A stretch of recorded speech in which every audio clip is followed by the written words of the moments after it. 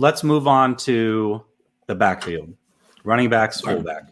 To me, I think it's clear cut. They are not elite because they don't have, let's say, a Chubb or a Henry or a Barkley or anybody like that.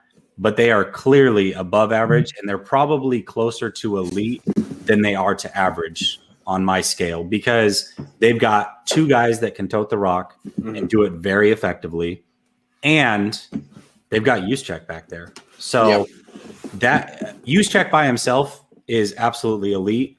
The other two are not quite there, but they're definitely above average. So I would say that position group is above average. Yeah, they're like above average plus or elite minus. Yeah. The only thing that holds them back from being elite is durability. Particularly Mostert and Wilson. Neither one has had that 16-game crazy season. Mostert came close in 2019. I guess he kind of did do it. Right.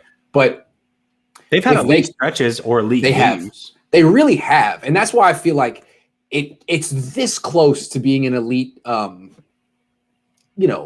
backfield combination of people. Because not any one of them is the kind of guy that you would want to say give 250, 300 touches a season. I don't think anyone's built for that, but they don't have to be.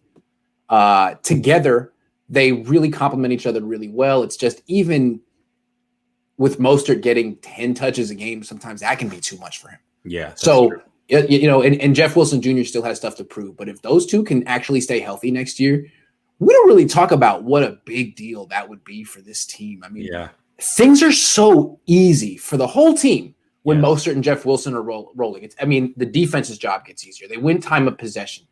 Jimmy's job is so much easier. Deebo Samuel doesn't have to do as much.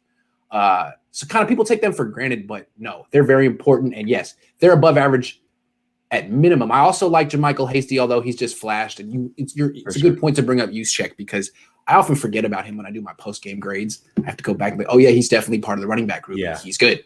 Yeah, he is. He's very good. So that's kind of where I have him, and they're close. For me, when I was looking at this, I wanted to look strictly at talent. I didn't want to look at injuries or anything like that, because I feel like that's a separate category, and we can kind of touch on that later. But like, that's an intangible category, and I get it, best of abilities, availability, but I just wanted to look strictly from a talent standpoint.